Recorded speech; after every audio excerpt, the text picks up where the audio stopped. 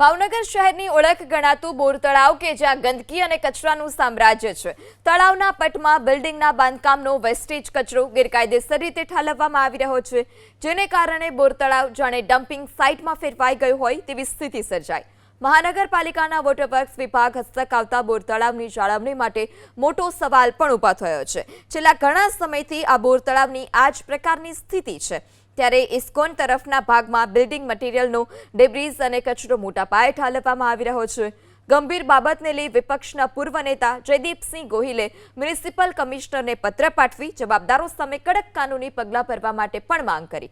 તો બીજી તરફ મનપા કમિશનરે ખાતરી આપી છે કે આગામી દિવસોમાં તળાવની આસપાસ કોઈપણ ગેરકાયદેસર દબાણ કે કચરો ન ઠાલવી શકે તે માટે સીસીટીવી કેમેરા લગાવવામાં આવશે। અત્યાર સુધી જેમણે તળાવની ગરિમાને નુકસાન પહોંચાડીને કાટમાળ ઠાલવ્યો છે તેમની સામે ફરિયાદ નોંધવાની પણ તજવીજ હાથ ધરાઈ।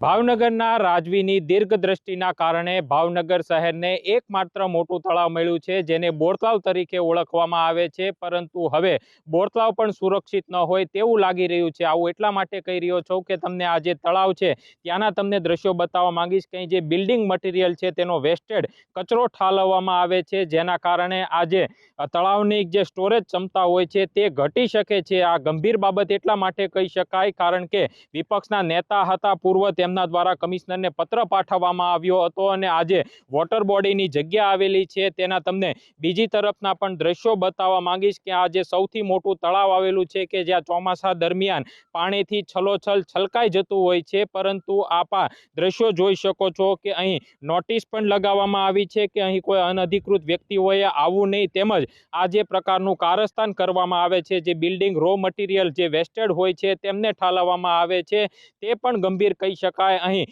કમિશનરને પૂછવામાં આવ્યું હતું ત્યારે તેમના દ્વારા પણ જણાવવામાં આવ્યું કે આજે બિલ્ડિંગનું રો મટીરિયલનો કચરો નાખવામાં આવે છે તેમના વિરુદ્ધ ફરિયાદ કરવામાં આવશે અને સીસીટીવી કેમેરા લગાવવામાં આવશે અને કોર્પોરેશનના જે વોટર બોડીની જગ્યા આવેલી છે તેમના દ્વારા આનું સંચાલન કરી અને દેખરેખ રાખવામાં આવશે। જો આ જે જગ્યામાં તમે ઢગલા જોઈ શકો છો કે જે બિલ્ડિંગનું રો મટીરિયલ એટલે કે વેસ્ટેડ મટીરિયલ છે કે જે અહીં ઠાલવવામાં આવ્યું છે, આ તળાવની અંદરથી ભાવનગર શહેરને પીવાનું પાણી પૂરું પાડવામાં આવે છે, પરંતુ આ જે તળાવની અંદર જે પાછળનો ભાગ આવેલો છે જે ઇસ્કોન તરફનો જે માર્ગ છે ત્યાં નજીકની અંદર જ આ જે બિલ્ડિંગનું રો મટીરિયલ આવેલું છે તેનો ઢગલો કરી દેવામાં આવ્યો છે। કોના દ્વારા ઢગલો કરવામાં આવ્યો છે તે હજી સુધી સામે નથી આવ્યું, પરંતુ આ જે કારસ્તાન થઈ રહ્યું છે તેને સામે લાવવું જરૂરી છે અને આ પ્રકારે જે વોટર બોડીની જગ્યા આવેલી છે જે બોરતળાવ ડૂબની જગ્યા તરીકે ઓળખાય છે ત્યાં આ રો મટીરિયલ જે બિલ્ડિંગનો કચરો નાખે છે તેમના ઉપર કડક પગલાં ભરવા જોઈએ તેવી માંગ થઈ રહી છે।